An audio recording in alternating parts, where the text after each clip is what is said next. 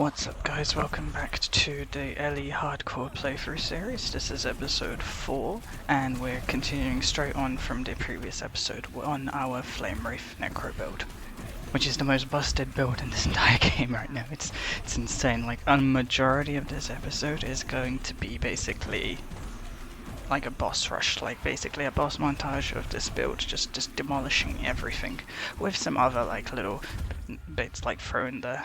But yeah, that's gonna be the majority of this one, so it's like a very hype progression style episode without too many hiccups going on. So yeah, thank you for watching and I'll see you in a sec. So I really wanted to do this timeline first because it's the one that has the Reign of Winter bow like chance to drop at the end, and it is a common drop, 50% I think, which is pretty good. And there's only one other thing that can drop. I forget what it's called, but it's like a useless drop. It's like a helmet or something. But mainly we want the bow so that afterwards what we can do is we can transition our Bleed Bow Ranger into this. I've mentioned this a few times already, but the thing is I'm having way too much fun on Flame Wraith, so I probably won't be doing it too soon. But I think this is alright because all we need for that build really is Morning Frost and Reign of Winter. But the thing is, even though we've got like 5 copies of Morning Frost laying around in the stash now, absolutely none of them have any legendary potential whatsoever, which is kind of annoying because like Morning Frost by itself is great because of all the flat damage it gives, but it really, like, if I could just get like a little bit of, like, if I get 1 or 2 LP drop, then that would be sick for it. But yeah, either way we did manage to get the bow, so that's kind of hype. So next episode, or maybe even in this episode, should feature some bow mage gameplay too. So for a change of pace now, I went into the Soulfire dungeon, mainly because I wanted to chance some rings and maybe an amulet, because currently I'm still using the what's it called? The Rings of Blood, Ribbons of Blood? You know, the ring that drops from the Abomination at the end of its timeline. And I was using that on the, what was it called? Oh my god, I've completely forgotten what the build was called now. Oh yes, Retaliate Bone Golem. Yeah, so, and it's completely useless for Lich. Like, it doesn't give anything, because the physical damage is not helpful, neither is, I mean, I guess the minions can't be crit, which is kind of good, but still, it doesn't matter because we're going to keep on resummoning the liches anyway. The only good thing there is the 9% health that I get from it, but then I could probably get like an exalted ring that has hybrid health on it, or even just vitality itself probably gives me more at this point. So I was really hoping for a good ring at the end, but it's tier 1 and I included some gambles, but it was overall kind of garbage. So we're definitely going to go back into this. So I went back into the Soulfire Bastion dungeon for tier 2, but really nothing good happened in this one. I had even worse gambles than in tier 1 for some reason, so I just left it. However, I did get some more Runes of Ascendance, so what I wanted to do was to chance to try get a better Aberrant's Call, especially one that had more wraiths, because right now my issue isn't plus the skill level of wraiths, it's just that the number of wraiths I can summon is not as high as I want it to be. Like, I think I'm capped around 15 right now, which is, and it could go to 18 I think, which is way better because I think having 3 more wraiths all hitting it is actually more damage than the plus levels at this point, especially because I could probably get a better like body armor with plus levels, at least here. But, and we did get an upgrade, but nothing too great. So Spirits of Fire was as easy as ever, and this is very good actually, because I need to farm this timeline boss in Empowered, because it drops Logi's Hunger, and it's an Empowered only drop, and it's a rare drop on top of that, so being able to just wipe this boss out fast will be really nice once we're into Empowered for sure.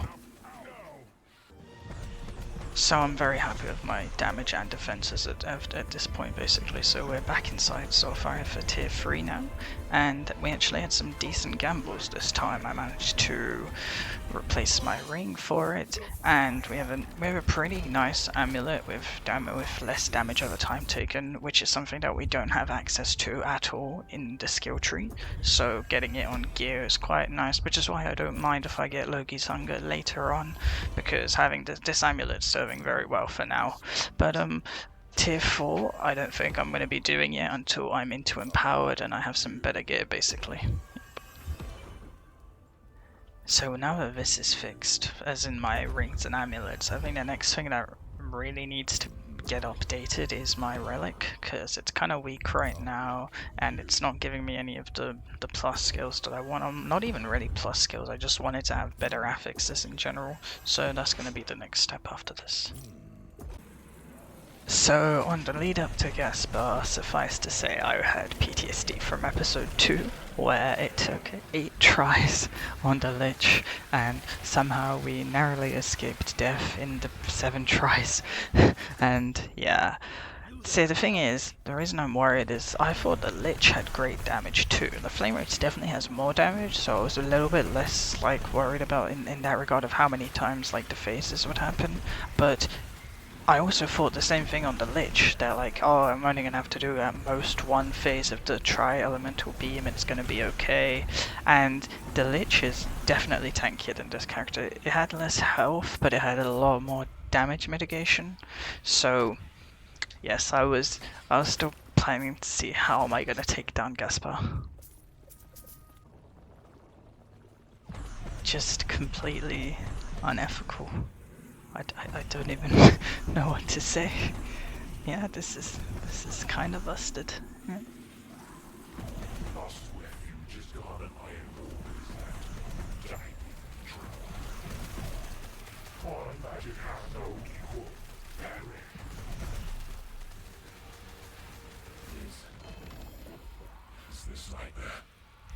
One eternity later.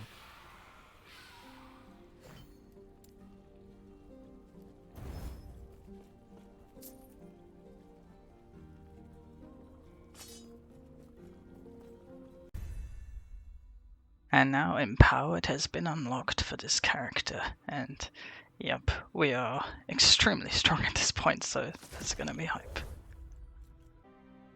So I'm just gonna have some background footage here while I just ramble a bit for a second.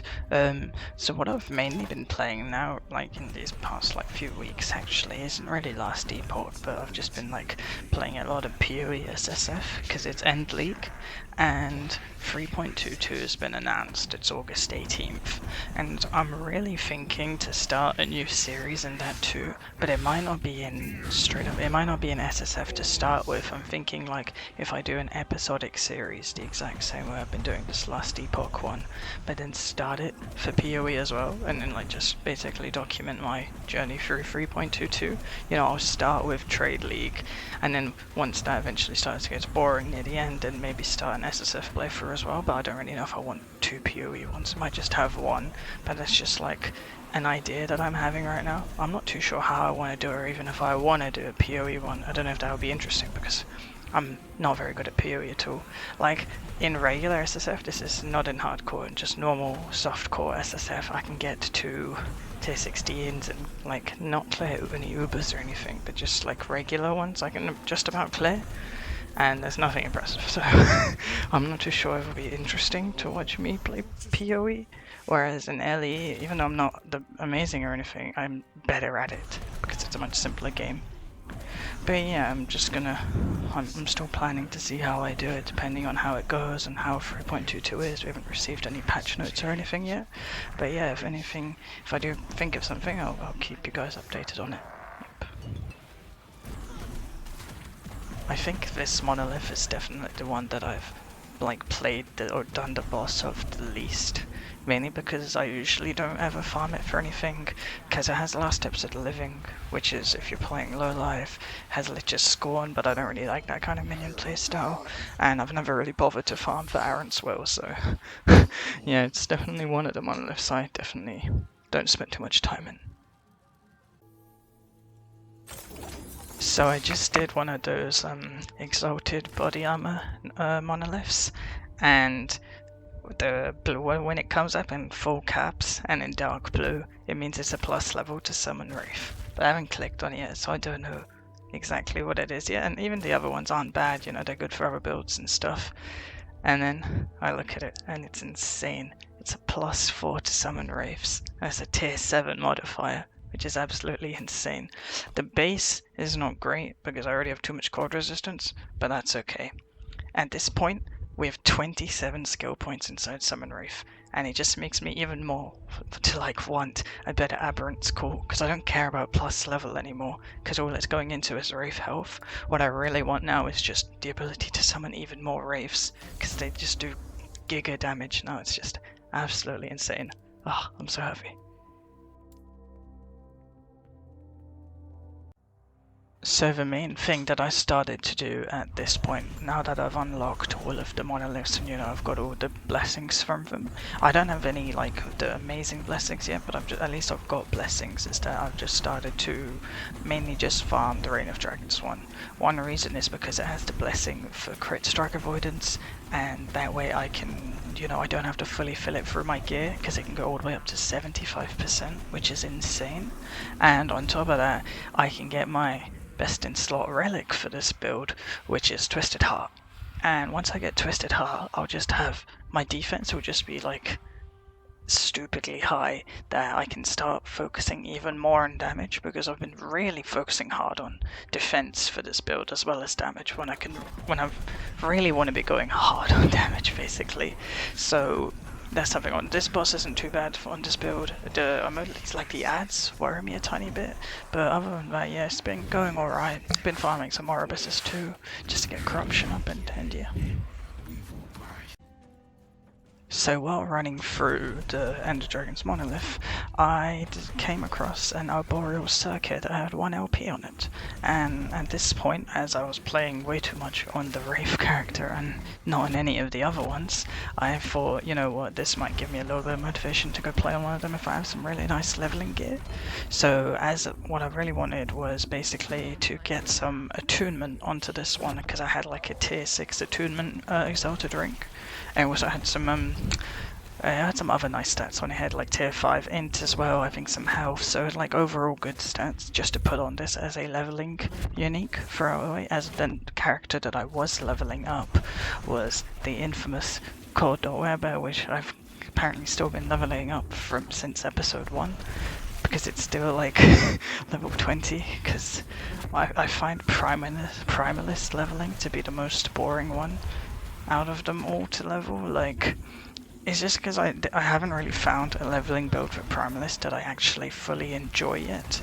As for any of the other builds, I don't mind having to respec, because their leveling builds are alright, but I don't know, man, it's just Primalist is a bit oof for me. But I'm gonna definitely have some like gameplay for that build ready in the next episode for sure. So here we are at tier 1 Jorah, and yo, it's kind of insane. Like, you can really see the damage reduction on Jorah compared to some of the other bosses, as well as how much HP she has.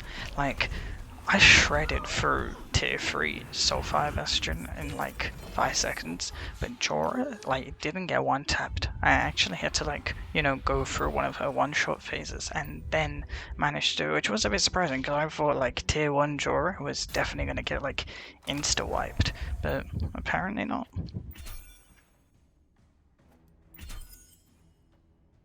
So here we are at our first Jorah gamble, and it wasn't the best outcome. It ended up landing on the intelligence, and you know what, I mean, I don't know, is the game telling me to make a mage again? Like, I don't know.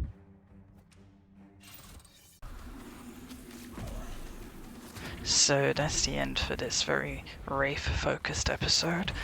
Really hoping that in the next one I will show you some bow mage and some Primalist gameplay too, but I really wanted to show like just how far the Wraith has come, especially now that we're reaching above like 200 corruption and stuff, and we'll be starting to get some of the end game bis items for our Wraiths as well, so it's getting along very hype, and yeah, thank you for watching and I'll see you in the next one.